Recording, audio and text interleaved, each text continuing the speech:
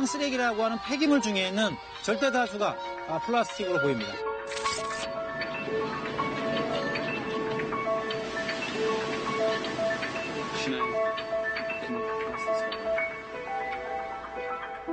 (90년도에) 비해서 지금은 뭐 거의 100배 가까이 늘었다고 봐야죠. 플라스틱으로 오염된 바다. 그 피해는 해양 생물만이 아니다.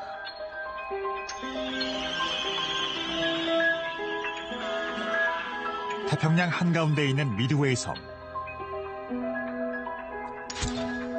플라스틱을 먹이로 착각한 알바트로스들이 죽어나간다. 이 플라스틱 쓰레기가 아주 조그맣게 쪼개진 형태. 미세 플라스틱이 되면서 그 위협은 인간을 겨냥하고 있다. 조개와 소금, 그리고 생수 등에서 검출된 미세 플라스틱은 인식하지 못하는 사이 우리 몸으로 들어온다. 심지어 공기를 통해서도 인체에 유입되고 있다.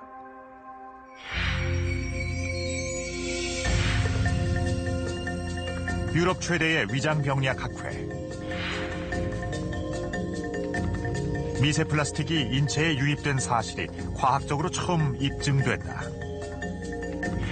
So we conducted a study and we saw that in all of our participants microplastic was present in the stool. 150 마이크로미터 이하의 미세 플라스틱은 인체의 어떠한 장기에도 침투가 가능하다. 미세 플라스틱을 통해서 환경호르몬 이게 많이 수치가 높아지고 그러면은 원치 않으면 면역 질환에 시달릴 수 있다. 그 외에도 암 있잖아요. 호르몬에 민감한 장기에서 발생하는 암 있잖아요. 어떤 암이냐면 유방암 같은 거, 전립선암, 갑상선.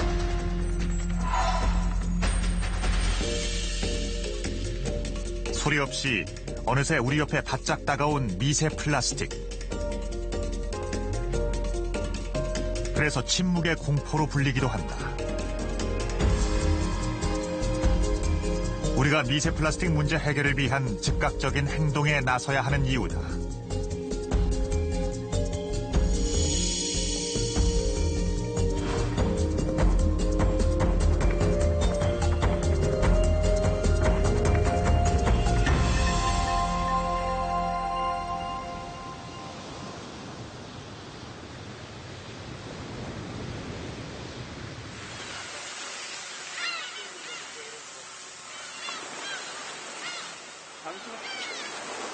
꽃게잡이로 유명한 대연평도에서 1.5km 떨어진 구지도.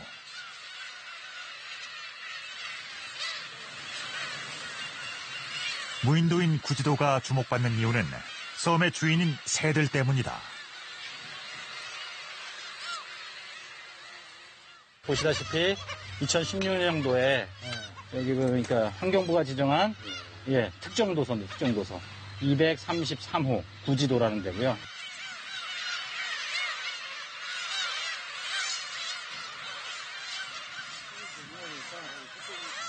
특히 멸종 위기종인 저새와 노랑부리 백로의 번식지로 유명하다.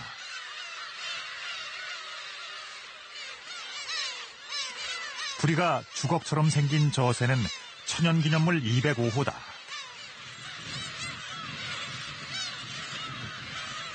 번식기에는 전 세계 4,000마리 가운데 200여 마리 정도가 이곳에서 관찰된다.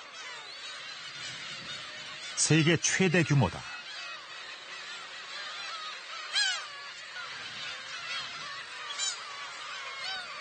천연기념물 361호 노랑부리 백로도 번식기에는 이곳으로 몰려온다. 30개 이상의 둥지가 발견된다. 이 또한 개체 수가 전 세계 5천여 마리 정도에 불과한 멸종 위기종이다.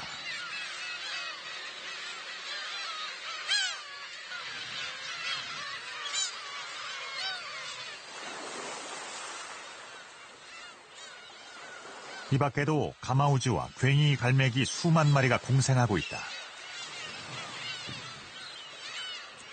천적도 없어서 말 그대로 새들의 천국이다.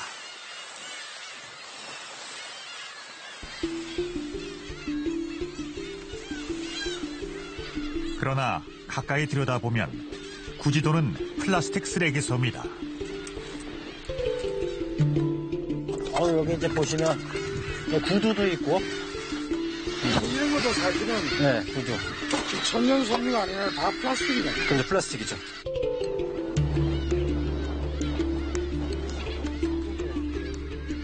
페트병, 신발 같은 생활 쓰레기에서 부표 등 어구까지 플라스틱 쓰레기가 망라됐다.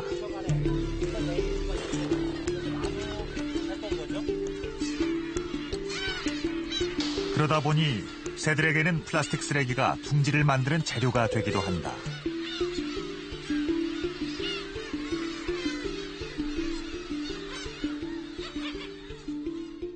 여기도 지금 이제 둥지가 있었던 거고, 여기는 이제 갓 태어난 새끼가 죽은 사체가 있고, 노끈이 있잖아요. 이런 걸로 지금 둥지를 만들고 있는 거죠. 여기 스티로폼 같은 것도 있고. 지난해 쓰레기 청소를 했다고 하지만 시간이 지나면서 상황은 마찬가지다.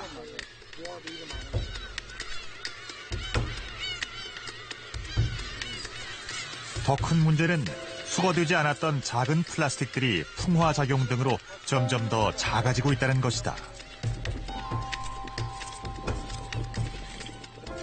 예를 들면 이런 거 하나 줍는 거 하고, 여기에 있는 이런 거 좀 사이즈 좀 더 작아지는 걸 줍는 거 하고, 인력이나 방법이나 가능성에서 본다라고 하면 컸을 때, 부피 컸을 때 수거하는 게 오히려 수거에선 더 유리하다라는 거죠. 효율적인 거지. 그러니까 지금 수거를 뒤로 미룰 상황은 아니다라는 겁니다.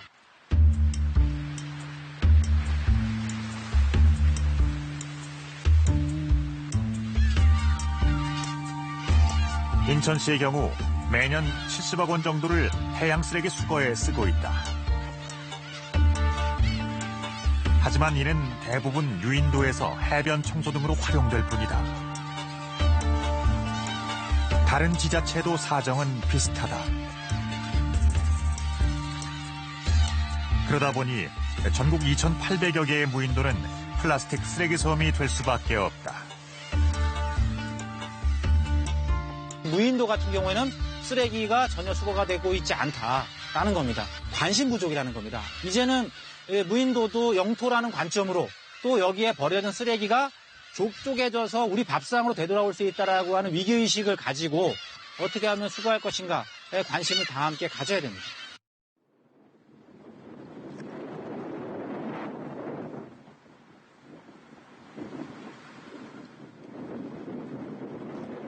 취재팀은 한 가지 의문이 들었다. 왜 플라스틱 쓰레기 가운데 유난히 어구가 많은 것일까? 연평도 한켠에 마련되어 있는 야적장. 3분의 2 정도의 면적에 오래 들어온 닷자망, 안강망, 통발 등이 쌓여 있다.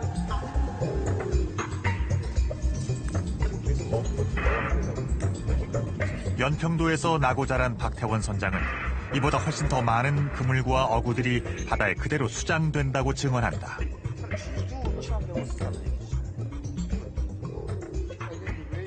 행정관 쪽에서는 어민들한테 항상 부탁하는 게 제발 분리수거 좀 해달라. 근데 그게 안 돼요 지금. 왜냐하면 외국 선원이 많이 들어와서 있다 보니까 이게 언어도 잘 안 통하고 하다 보니까 뭐 바닷속에 다 집어넣고 그냥 귀찮으니까 어떤 어구든 간에 어떤 어망이든 간에 그러니까 불필요하게 가지고 와봐야 자기들 일거리만 된다 이거죠.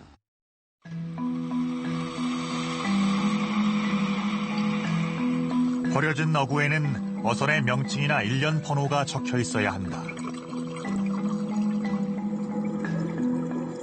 함부로 버렸을 때 선주를 추적해 처벌하기 위해서다.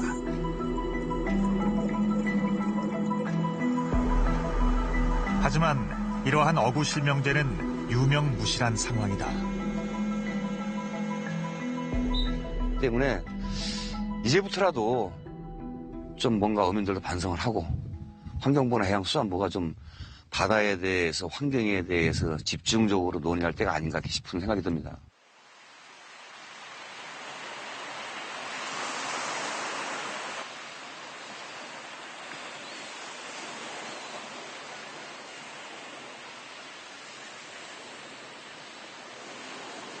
취재팀은 아름다운 백사장으로 이름난 연평도 구리동 해변가를 찾았다.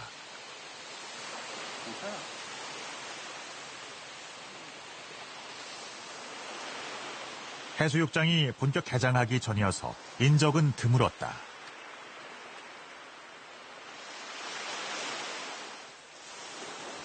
하지만 이곳에서도 플라스틱 쓰레기가 군데군데 보였다. 아마 이게 어떤 이게 돌멩이가 매달려져 있는 거 같아요.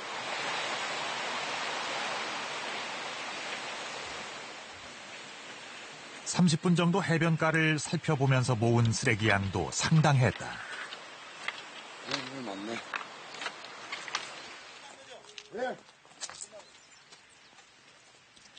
한적한 이 해변도 결국 플라스틱 쓰레기로부터 청정지역은 아니었다. 이렇게 모아두면 이제 외부로 방출을 해서 처리를 하죠. 이게 이제 공무물로 하는 비용에.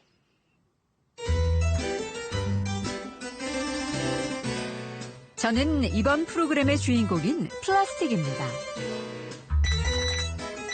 제 이름은 그리스어 플라스티코스에서 유래됐어요. 쉽게 원하는 모양으로 가공할 수 있다는 뜻입니다. 저는 1896년 비싼 상아로 만들어진 당구공을 대체하기 위해 만들어졌답니다.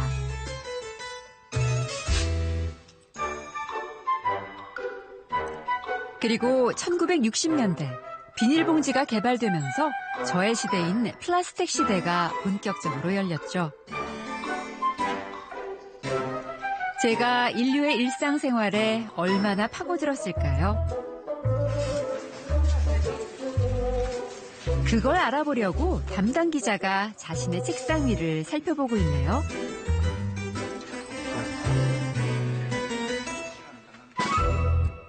제 책상 위에 있는 여러 가지 물건 가운데 플라스틱이 포함된 제품에 대해서 이 스티커를 하나 둘씩 붙여보도록 하겠습니다. 우선 제 책상은 원목이 아니기 때문에 그 표면은 플라스틱 재질입니다. 그리고 이 마우스 패드 역시 플라스틱이죠. 마우스 당연히 플라스틱입니다.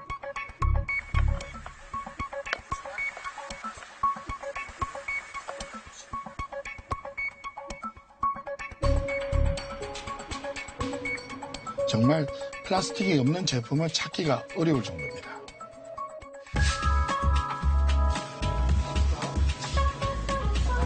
또 다른 제작진은 대형마트에서 된장찌개를 위한 장보기에 나섰습니다. 10분간 장보기 끝에 구입한 8가지 재료들.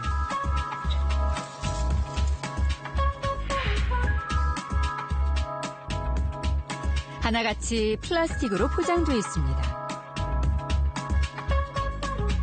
심지어 호박에도 플라스틱 비닐로 포장됐군요. 종합해보면 플라스틱이 쓰이지 않은 곳이 거의 없는 플라스틱 전성시대가 확실히 맞죠?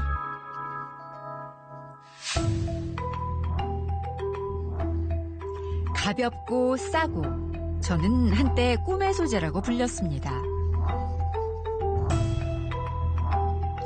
하지만 과유불급이라고 했던가요? 너무 많이 생산된 것이 문제가 됐습니다.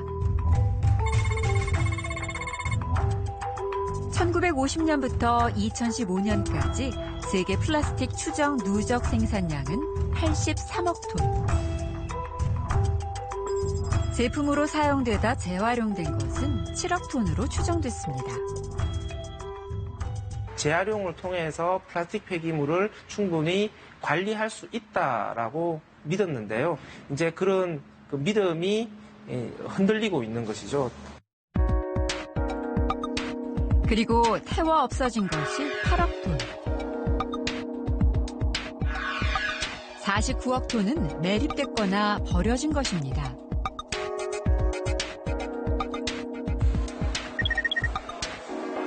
일회용일 경우 한 번 사용에 5분, 그리고 완전히 분해되는데 500년.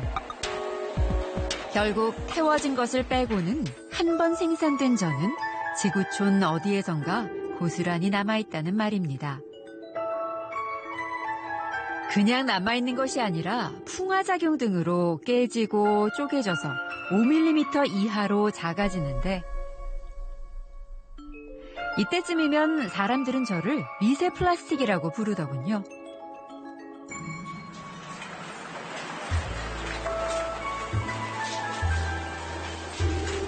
미세 플라스틱으로서의 저는 단순한 환경 문제가 아닌 인류를 위협할 수 있는 존재로 바뀝니다.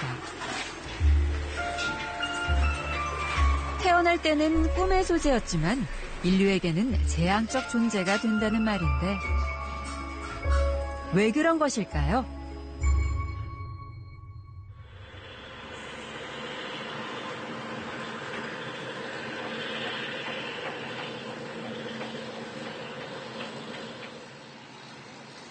인천 연안부두.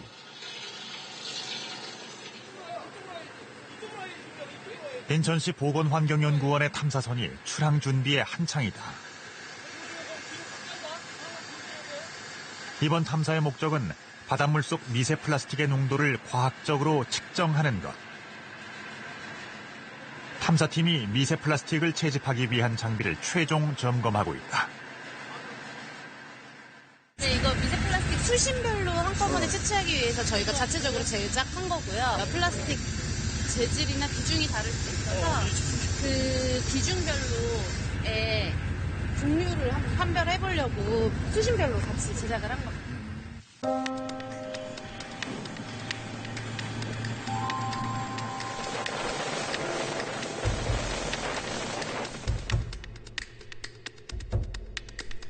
내항인 세워도에서 시작해 영종대교를 지나 인천 신항까지 훑었다. 그리고 외항에서는 사월도와 덕적도를 거치면서 모두 5군데 지점에서 미세 플라스틱의 농도를 측정했다.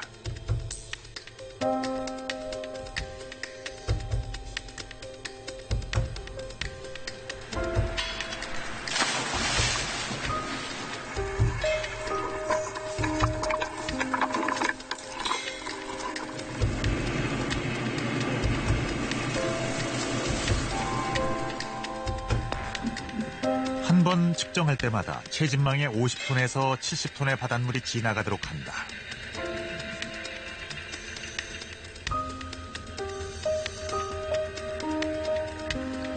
(300마이크로미터) 크기의 채집망에는 그 이상 큰 모든 이물질이 걸리게 된다.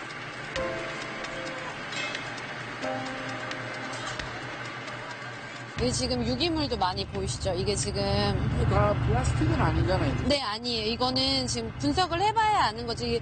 눈으로 보이는 플라스틱, 색깔 있는 플라스틱들은 분명히 있어요. 여기 초록색이라던가. 네, 이게 지금 여기도 보이세요? 요것도 플라스틱. 요런 게 다 플라스틱이거든요.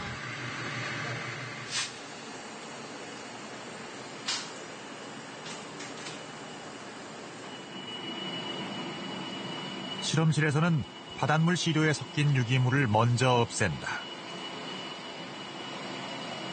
그리고 2차례 바닷물을 투과하면서 미세 플라스틱만을 선별해낸다. 진공 펌프고요. 그리고 지금 걸은 이 필터가 0.2 마이크로예요. 엄청 작은 필터인 거거든요. 그 결과 인천 앞바다의 미세 플라스틱의 농도가 상당히 높은 것으로 확인됐다. 인천 연안 지금까지 분석해본 결과 큐빅미터당 5개에서 많게는 7개, 8개까지 나오는 것으로 보고 있습니다. 되게 많은 수치인가요? 네, 많이 나오는 수치죠. 그리고 세계적으로 다른 논문들이나 보고서를 비교해 봤을 때 특히 이렇게 강하구에 있는 연안에서 특히 많이 나오는 플라스틱 개수가 많이 나오고 있는데요. 인천 연안도 다르지는 않았습니다.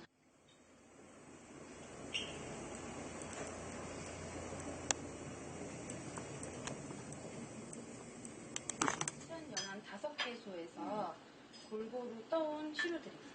검출된 미세 플라스틱도 비닐봉지 등을 만드는 폴리에틸렌부터 파이프 등을 만드는 PVC까지 플라스틱 종류가 망라돼 있다.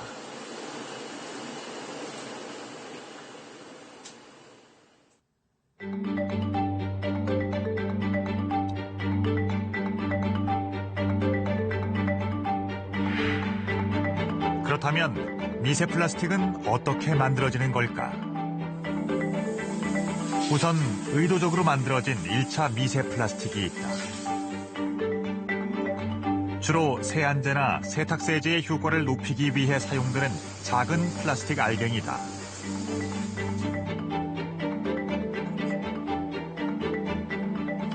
그러나 우리나라를 포함한 많은 나라에서 이를 생산 금지한 것처럼 1차 미세 플라스틱은 통제가 가능하다.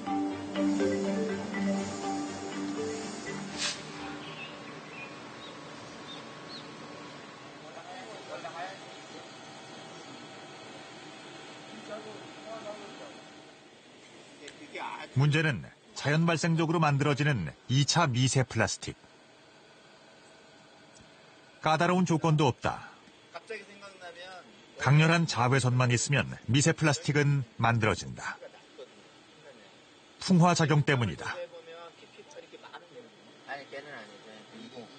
풍화가 되면 얘가 이제 되게 견고하고 막 이렇게 유연하던 게 딱딱해지면서 깨지기 쉽게 약간 틈이 생기잖아요. 그거를 이제 물리적으로 누가 밟거나 뭐 누르거나 바람이 불거나 생물이 건드리면 이제 와장창 깨지는 거죠. 이걸 80년 만에 엄청나게 바뀌었네요. 어민들이 어구로 많이 쓰는 스티로폼을 1년 동안 관찰한 사진이다. 그래서 아까 이 사진을 다 지금 이게 발포스트레인이거든요. 발포스트레인은 98%가 깼어요. 그러니까 부력을 갖고 하거나 이렇게 단열 효과를 주기 위해서 공기를 채웠잖아요. 그러니까 양은 얼마 안 되는데 이게 워낙 얇게 이렇게 뻥튀기를 시켜놔서 이렇게 벌집 구조로 돼 있으니까 풍화에는 굉장히 취약한 거예요. 물리적 구조가 그죠. 어떠한 물리적인 힘을 가하지 않고 단순히 자외선에만 노출한 것인데도 큰 변화가 일어난 것을 확인할 수 있다.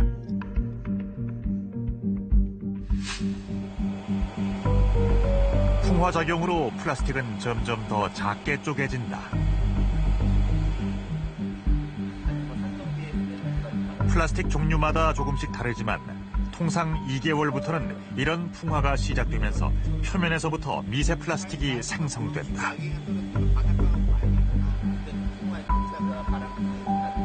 가로 세로 1cm 정도의 플라스틱을 자외선에 1년 동안 노출시킨 결과 12,000개의 미세 플라스틱이 생겼다는 연구 결과도 있다.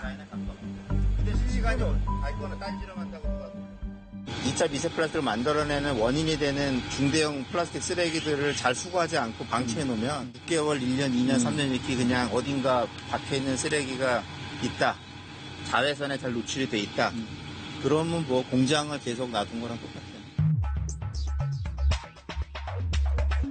미세 플라스틱은 단순히 작은 사이즈의 플라스틱 쓰레기만을 의미하는 것이 아니다. 작기 때문에 우리가 알지 못하는 사이에 몸속으로 들어온다는 점에서 심각하다. 지난해 유럽 위장병리학 학회에서 8명의 실험군을 상대로 실험을 한 결과 모두의 대변에서 미세 플라스틱이 검출됐다. 소화기관을 통해 배출된 것은 그나마 위험성이 크지 않다. 문제는 눈에 보이지 않은 미세 플라스틱이 우리 몸 어딘가에 축적됐을 가능성이 있다는 것이다. It has been shown, at least in animals, that microplastic which is ingested might get taken up by the gastrointestinal tract. So it has been found in blood, in the lymph, and also in liver. 게다가 인체 속에 잔류한 미세 플라스틱이 어떤 작용을 하는지에 대해서 아직 정확히 모르고 있다는 점은 더욱더 공포스러운 부분이다.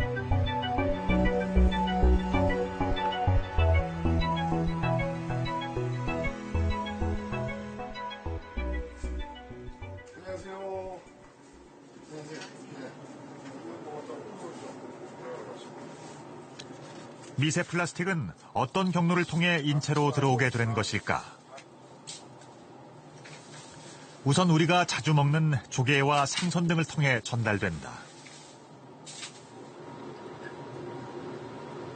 한국해양과학기술원 남해연구소는 여러 차례에 걸쳐 한국인이 좋아하는 바지락, 홍합, 가리비, 굴을 조사했다. 미세 플라스틱을 분석하기 위해서는 폐류 체내에서 미세 플라스틱을 분리해내야 되는데요. 네, 그래서 유기물 제거 과정과 밀도 분리 과정을 거치게 됩니다. 개수의 차이는 있지만 95%의 시료에서 미세 플라스틱이 검출됐다.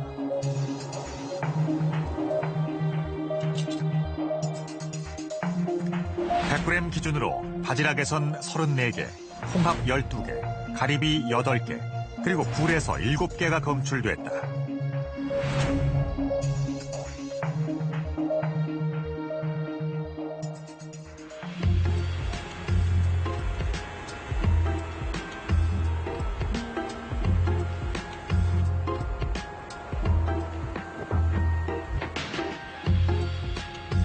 이와는 별도로 시사기획청은 시중에서 쉽게 구할 수 있는 소금과 생수 등에 대해서도 분석을 의뢰했다. 소금은 브랜드가 아닌 종류별로 의뢰했다. 천일염, 정제염, 구운 소금, 죽염, 그리고 암염 등 5개 종류다. 소금에 미세 플라스틱이 검출되는지를 알아보기 위해선 이를 먼저 녹여야 한다. 소금 같은 경우에는 기본적으로 소금을 물에 녹이는 작업을 거치게 됩니다. 그 이후에 저희가 보고자 하는 것 외에 혼입되어 있을 유기물들을 제거하는 작업들을 거치게 되고요. 2주간의 전처리 작업이 끝난 뒤 5종류의 소금 가운데 4종류에서 미세 플라스틱이 검출된 것이 확인됐다. 소금 1kg당 천일염은 34개, 암염은 20개의 미세 플라스틱이 검출됐다. 죽염은 6개, 정제염은 4개가 검출됐고 구운 소금에선 미세 플라스틱이 검출되지 않았다. 분석팀은 비록 구운 소금에서 미세 플라스틱이 검출되진 않았다고 해서 미세 플라스틱의 안전지대는 아니라고 말한다. 시료의 차이일 뿐 다른 실험에서는 구운 소금에서도 미세 플라스틱이 검출됐다고 설명했다. 모든 소금에서는 PP와 PE 계열이 동일하게 검출이 됐고요. 천일염과 암염에서는 PP 계열이 가장 많이 검출이 되었습니다. PP는 우리 마대, 포대자루 같은 것들이 있을 수가 있고요. PE 재질은 대부분의 비닐 포장지 제품들이 PE 재질로 이루어져 있거든요.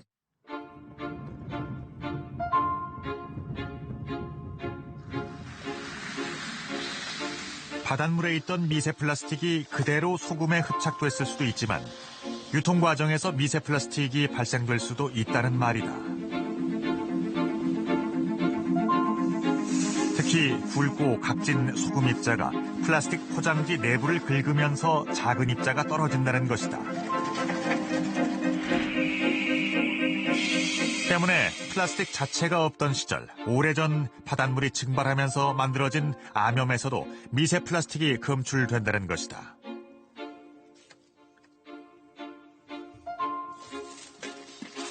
그런 면에서 생산부터 판매까지 유통기간이 긴 소금일수록 미세 플라스틱이 더 많이 나올 수 있다고 한다.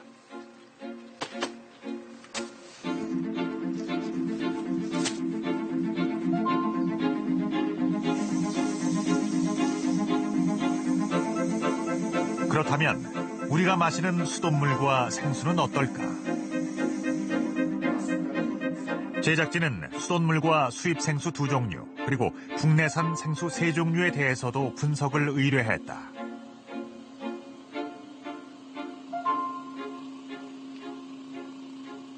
총 6종 샘플에 대해서 측정을 진행을 했고요. 측정한 결과 그 수돗물을 포함해서 기본적으로 미세 플라스틱류들이 검출이 됐었습니다. 수돗물에서는 상수도관에서 떨어져 나온 것으로 추정되는 CP 27개가 확인됐다. 1리터당 수입 생수 A에서는 폴리에틸렌 등 2개의 미세 플라스틱이, 그리고 수입 생수 B에서도 병을 만드는 PET 등 2개가 검출됐다. 국내산 3종류의 생수 가운데 한 종류에서만 나일론을 만드는 PA 1개가 검출됐다.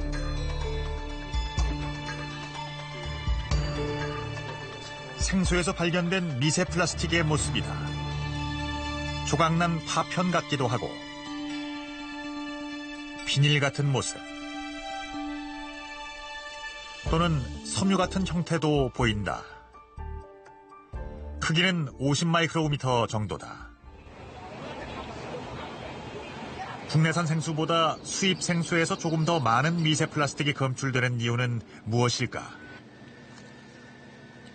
우선 수입 생수는 원수 채취부터 판매되는 곳까지 거리가 멀고 과정도 복잡할 수밖에 없다. 판매까지 여러 단계를 거치는 만큼 그 과정에 미세 플라스틱이 유입될 가능성이 있다.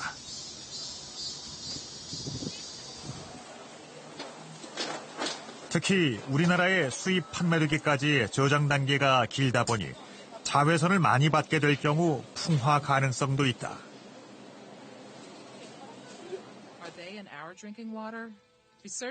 최근 WHO는 조금 더 광범위한 연구가 필요하다는 전제하에 음용수 속의 미세 플라스틱은 우려할 만한 수준은 아니라고 했다. 하지만 미세 플라스틱은 앞서 살펴봤듯 조개, 소금 등 곳곳에서 검출되고 있어 전체적으로 보면 완전 다른 이야기가 된다. 또 다른 예로 벌꿀과 맥주 등에서도 미세 플라스틱이 검출됐다는 보고가 있다.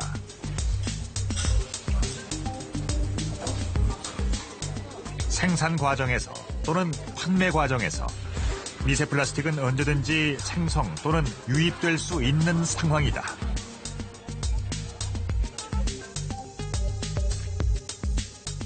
심지어 프랑스와 영국의 공동 연구로 공기를 통해서도 미세 플라스틱이 이동한다는 사실이 확인됐다.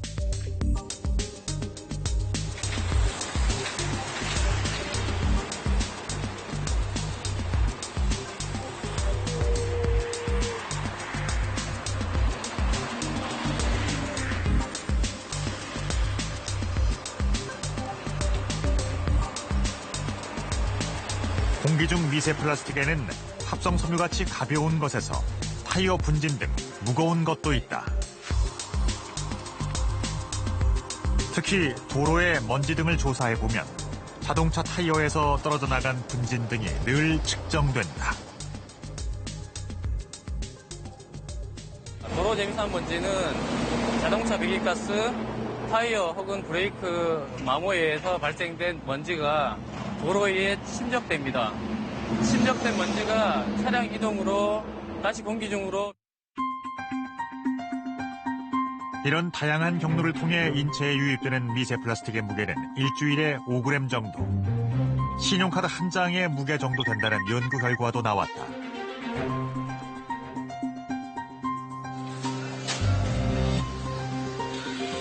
소리 소문 없이 우리 곁에 바짝 다가온 미세 플라스틱. 이제 관심사는 인간에게 얼마나 위험한가이다.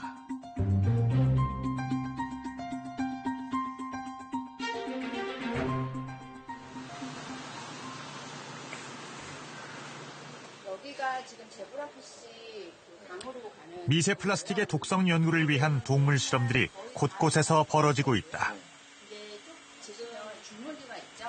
한국생명공학연구원 정진영 박사팀은 성체가 되면 얼룩말 같은 줄무늬를 보이는 제브라피쉬를 이용했다.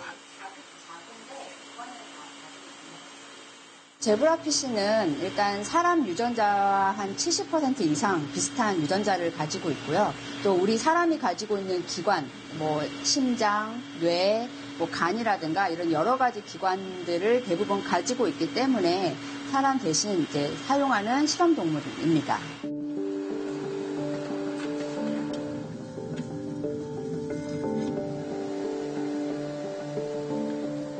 시기에는 투명해서 관찰이 편리하다. 하루 동안 미세 플라스틱에 노출시킨 배아다. 몸 전체에서 보이는 녹색 부분은 형광 처리된 미세 플라스틱이다. 실험 결과 미세 플라스틱은 다른 독성 물질과 결합했을 때 독성이 크게 증폭됐다는 것이 밝혀졌다. 미세 플라스틱이 다른 독성 물질과 잘 흡착하는 특성을 갖고 있기 때문이다. 금 이온만 있을 경우에 생존율이 한 90%라면 초미세 플라스틱과 함께 있을 경우에는 그 생존율이 50% 이하로 떨어지는 것을 저희가 확인할 수 있었습니다. 24시간 동안 노출시킨 제브라피쉬 배아의 또한 미세 플라스틱만으로도 세포 단위에서는 변화가 일어났다. 생장과 대사를 담당하고 있는 미토콘트리아가 다소 손상을 입은 것이다. 정상적인 미토콘드리아의 모양을 확인할 수가 있습니다. 그런데 초미세 플라스틱을 처리한 그 제브라피쉬의 세포 소기관을 살펴봤더니 다른 부분들에서는 큰 차이를 볼 수가 없었는데 이 미토콘드리아의 모양이 정상과 조금 차이가 있는 것을 확인을 할 수가 있었습니다. 구멍이 뚫린 듯한 느낌이네요. 네.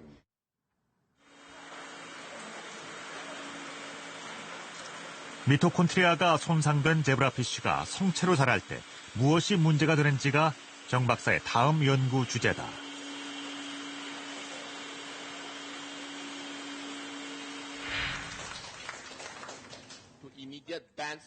미세 플라스틱의 독성 문제는 전문가들 사이에서도 견해가 갈리지만 인체에 악영향을 미칠 수밖에 없다는 것이 일반적인 견해다. 특히 인체에 흡수된 미세 플라스틱 가운데 10%는 배출되지 않고 인체 내에 잔류한다는 점. 그리고 150 마이크로미터 이하의 미세 플라스틱은 림프관 등을 통해서 인체 내의 이동이 가능하다는 점에서 우려를 낳고 있다. 소화관을 이렇게 거치는 동안에 그런 미세 플라스틱 알갱이로부터 비스페놀이나 프탈레이트 같은 이런 환경 호르몬들이 용출돼서 우리의 장에 있는 세포가 이런 것을 흡수할 수가 있겠죠. 그러면 피로 들어가고 온몸을 타고 돌고 그 민감한 장기에 가서 영향을 미칠 수가 있는 겁니다. 심한 경우는 불임과 호르몬 이상으로 오는 유방암 같은 암으로도 발전할 수 있다고 전문가들은 경고한다.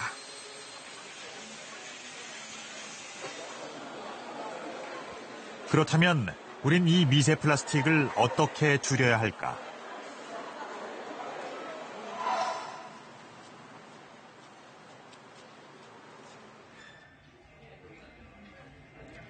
플라스틱이 과학의 산물인 만큼 과학으로 이 문제를 해결하기 위한 노력들이 펼쳐지고 있다. 핵심 키워드는 분해다. 먼저 빨리 썩는 플라스틱의 개발. 우리나라에서 사용되고 있는 바이오 플라스틱은 100% 수입이다. 최근 한국화학연구원은 옥수수를 이용한 기존 비닐봉투와는 달리 나노 기술을 활용한 새로운 바이오 비닐 봉투를 개발했다. 시중에서 구할 수 있는 바이오 비닐 봉투와 내구성을 간단한 방법으로 비교해봤다. 10kg의 추를 넣고 들어본 결과 내구성이 1.5배 정도 향상됐다고 한다. 아까 그 썼던 비닐이고요. 디자인이 상당히 좋습니다. 이 비닐봉투의 가장 큰 장점은 매립할 경우 6개월 만에 완전히 분해된다는 것이다. 저희가 매립을 한 달 정도 했었던 건데요. 예. 아까 즐겼던 부분하고 얼마큼 차이가 나는지 한번 비교해 보시면 오, 굉장히 쉽게 찢어지네요. 네.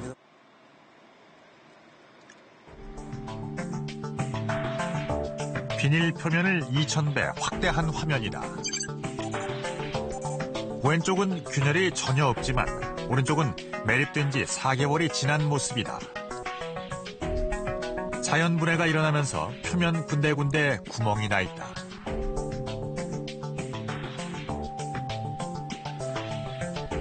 개처럼 쉽게 분해되는 플라스틱은 단순히 비닐봉투에만 국한되지 않는다.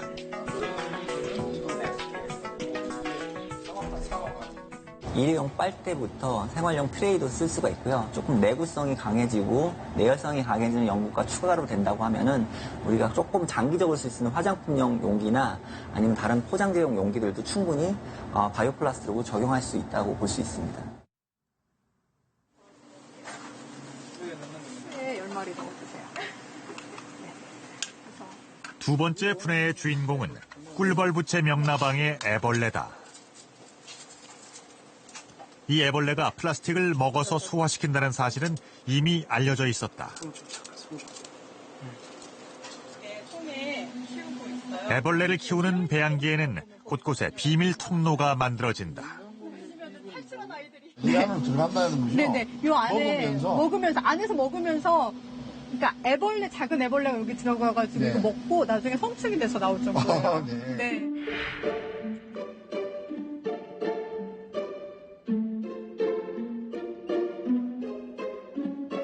애벌레들의 소화 과정을 거친 조그마한 알갱이는 미생물에 의해 쉽게 분해되는 물질로 변한 상태다.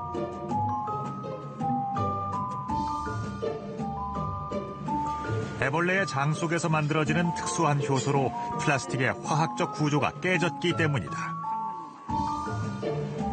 바로 이 특수한 효소의 작용 원리를 연구진이 세계 최초로 밝혀낸다. 그리고 장 속 환경은 pH 10의 강한 염기성을 띠고 있다. 연구팀의 다음 목표는 간결하다.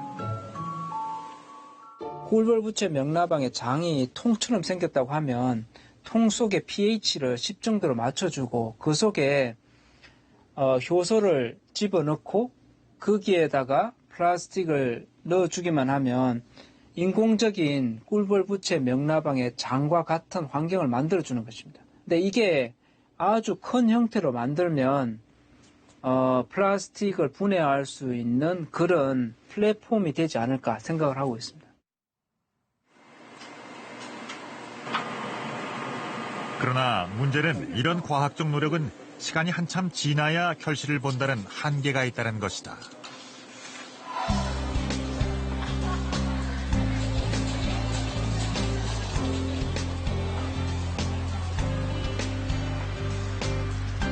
다행히 플라스틱 문제를 해결하기 위해서 일반 시민들이 자발적으로 나서고 있다. 이들의 공통된 목표는 일회용품 줄이기다. 지역신문사 편집장을 하고 있는 임현주 씨. 현주 씨가 플라스틱 문제에 관심을 갖게 된 것은 1년 전.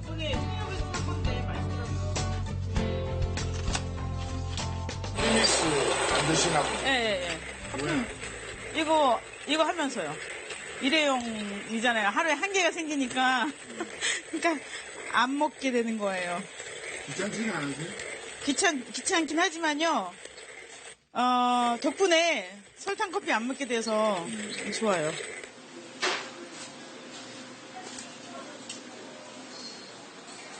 현주 씨는 근처 재래시장을 곧잘 찾는다. 하지만 물건을 살 때마다 가게 주인과 작은 실랑이를 벌인다. 이거 하나 주세요. 비닐 주지 마시고. 비닐이 없으세요? 네네네. 뭐 할 때 보면 먼저 비닐부터 하시더라고. 그러니까 그게 습관이 돼서. 네, 여기다가 그냥 담으시죠. 그냥 쏟아요? 네. 플라스틱 포장을 조금이라도 줄이기 위한 것이다. 보통 비닐에 담고 또 비닐에 또 싸주고 이러는데 저는 비닐 없이 가능하죠. 이런 거는. 근데 이제 마트에서는 다 이미 포장되어 있는 채로 나오니까. 그래서 마트보다는 전통시장에서 사는 게 훨 나아요. 그러니까 요새는 아이고. 현주 씨는 일회용 플라스틱 사용량을 매일 페이스북에 기록하고 있다.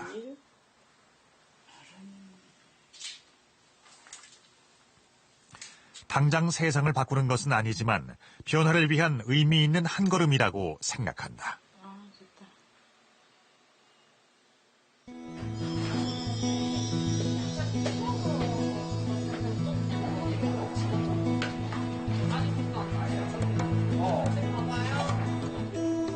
발효 음료거든요. 그래가지고 몸에 좋은 유기산이랑 그 프로바이오틱스 많아가지고 디톡스에 되게 좋아요. 한번 드셔보세요. 맛은 새콤달콤하고요. 어떻게 담아드려요? 가득 담아드릴까요?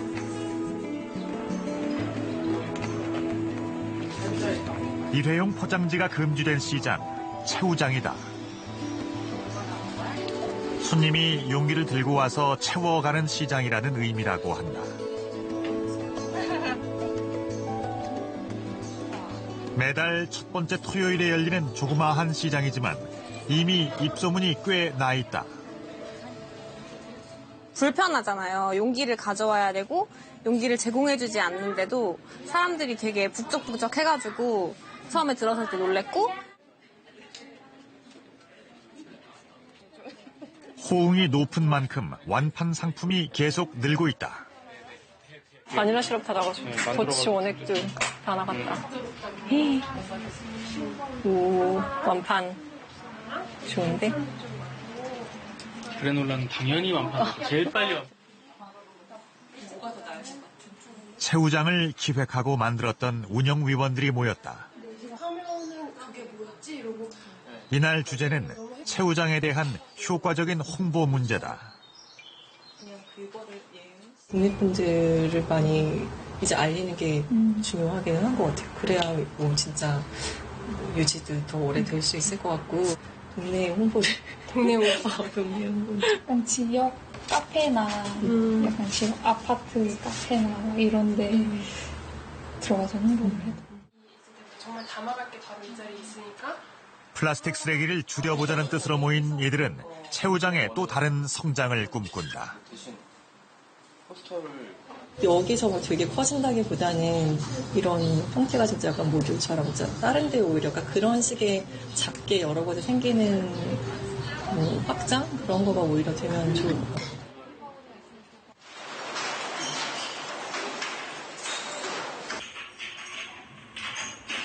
플라스틱 소비를 줄이는 운동은 점차 확산되고 있지만 현실적으로 미세 플라스틱 문제를 완전히 해결하기에는 역부족이다. 기업들이 플라스틱 생산을 줄이지 않고 계속 늘려가고 있기 때문이다.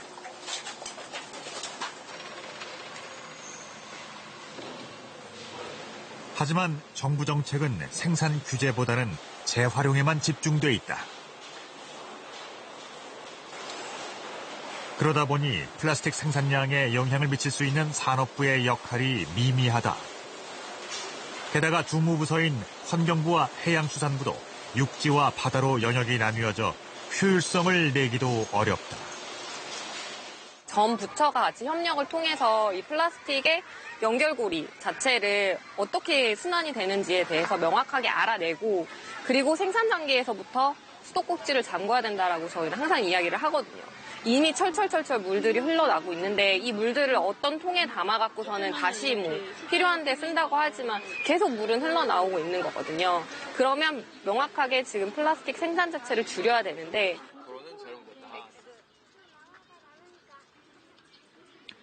따라서 전문가들은 미세먼지의 국가기후환경회의 같이 미세 플라스틱 문제 해결에 범정부적인 역량을 모아야 한다고 말한다.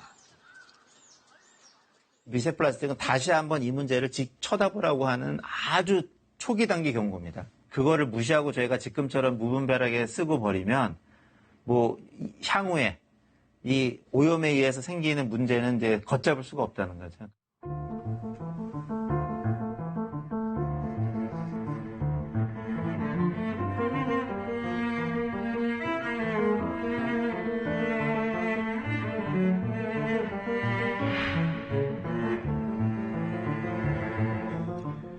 보티첼리의 비너스를 쏙 닮았지만 완전히 다른 비너스다.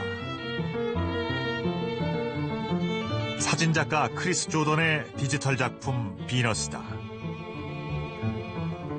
이 새로운 비너스는 신화처럼 물방울이 아닌 24만 개의 비닐봉지에서 태어났다. 24만이라는 숫자는 뭐냐? 이게 놀랍게도 우리가 전 세계에서 매 10초마다 쓰고 있는 비닐봉투의 숫자입니다. 그래서 그런 걸까?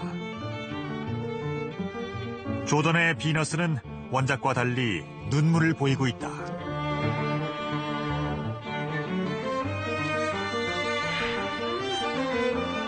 플라스틱 쓰레기에 속절없이 죽어가는 동물들을 위한 것이라고 한다. 하지만 미세 플라스틱이 우리 몸에 쌓일 수 있는 상황에서 비너스의 눈물은 인간에게도 해당된다.